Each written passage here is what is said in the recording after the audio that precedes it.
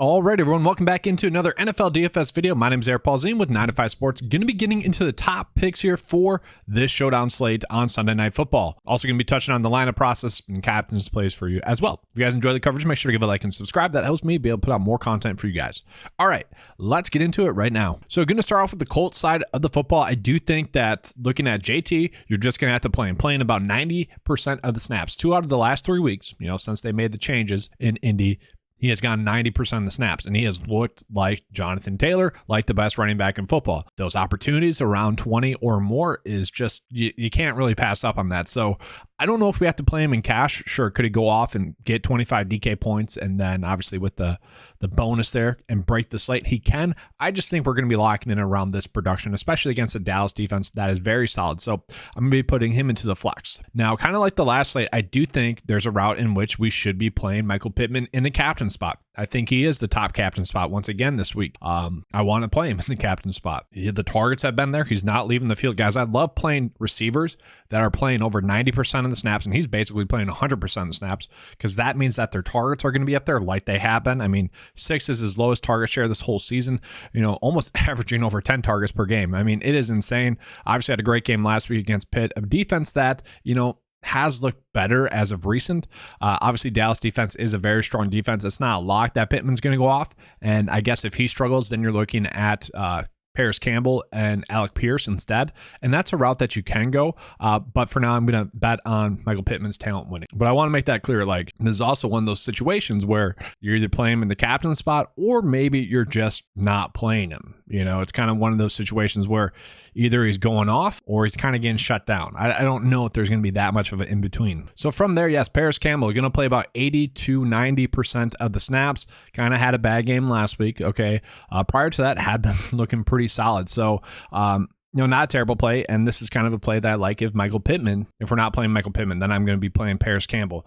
And now I'll show you guys, I've been ending up on Alec Pierce a lot just due to natural lineup process, and I'm okay with it. The guy's playing about 70% of the snaps. I would say last week against Pittsburgh was probably his worst game as a receiver thus far. Kind of looked lost out there on those 2 targets that he had. So I don't mind him, and he has been someone I've been ending up on. So looking at the tight end situation, they're going to have their starting tight end back, Kylan Granson, a guy that they like a lot. He's probably going to play about 50% of the snaps. Now, Jelani Woods obviously had a breakout game last week, but that's kind of the Colts tight end room. Like, Mo Alley Cox always has like 1 or 2 good games a year. Always seems like there's a couple of random tight ends that do well, but Kylan Granson is a starting tight end, so he's going to be the one that you want to go out of your way to play the most.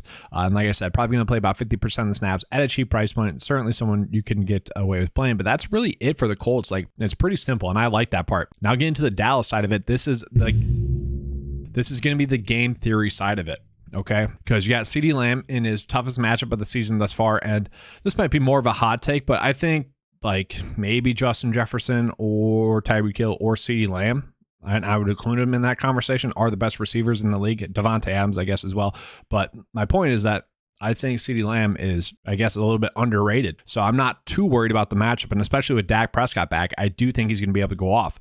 And kind of the game theory side of it is like, all right, if you think Dak's going to have a good game, then you have to play CeeDee Lamb because he's also going to have a good game. If you don't think so, then you are just loading up on the 2 running backs. The problem with Tony Pollard and Zeke is that they're only going to play about 50 to 60% of the snaps, each of them. That is the worry, but I do think there's a chance in which they both have a good game. Okay. And kind of tonight, just maybe with game flow, I could see potentially both of them having a good game. And that's going to be a unique lineup. Like, no one's going to want to play 3 running backs in a build. Okay. That is definitely something that'd be unique. And then Dalton Schultz. To me, Dalton Schultz is both a player you can play in the captain spot, because all it takes is for him to really get a touchdown, okay, to really dominate the slate and pay off this price point, because he's going to be on the field a lot. So last week he saw over 85% of the snaps, which was top 6 last week for tight ends in general. So if he's going to be playing about 85% of the snaps at this cheap price point, then I like it, okay?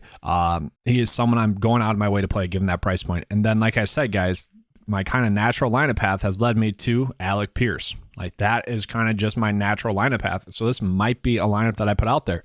Now, maybe you're thinking, all right, well, I don't want to do that. I think maybe one of the running backs are going to do well, but I don't want to go too crazy with it. Well, then I think you would have to play. I like Dak.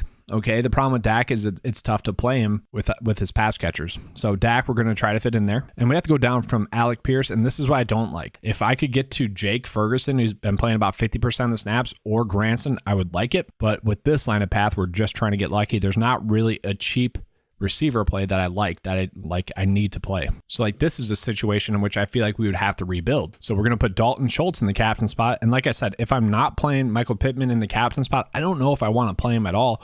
Maybe just go Paris Campbell. Then you have a lot of salary left over still to really make whichever lineup path you want work. Kind of a weird spot, but you can really make whatever lineup path you want work with that. Alec Pierce should be playing, then I'm fine with that. And I guess this is kind of a unique one, but why would you play Dak with that? That doesn't make any sense. So you'd probably just go Pittman there. It's all right. And that's the biggest issue that you guys are going to see on the slate is that, yes, I kind of think we have an optimal lineup path, but there's no smart way to go about differentiating from there. You're kind of just throwing darts there. Gosh, like this would be one that I'd be fine with. I don't love it, but I'd be fine with if it could work. Obviously, it doesn't work. Another one in which like we're almost there, it just barely doesn't work. This is where the pricing, good job there. Yeah, that's unfortunate.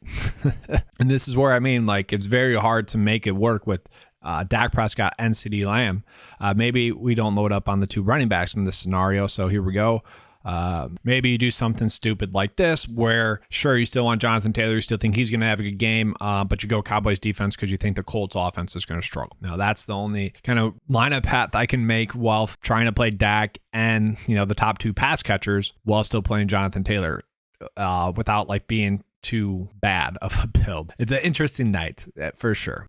But just to recap, guys, the players I'm definitely going out of my way to play are going to be Michael Pittman, Jonathan Taylor, Dalton Schultz, and then I also do really like the price point of Granson as well. If we're not playing Pittman in the captain, then we're trying to look at Paris Campbell. Okay, and then Alec Pierce is kind of a natural line of filler, natural shoulder shrug play for you on the slate. Hopefully you guys enjoyed the coverage. If you did, give me a like and subscribe. That helps me be able to put out more content for you guys. All right, thanks for watching, and as always, let's keep cashing.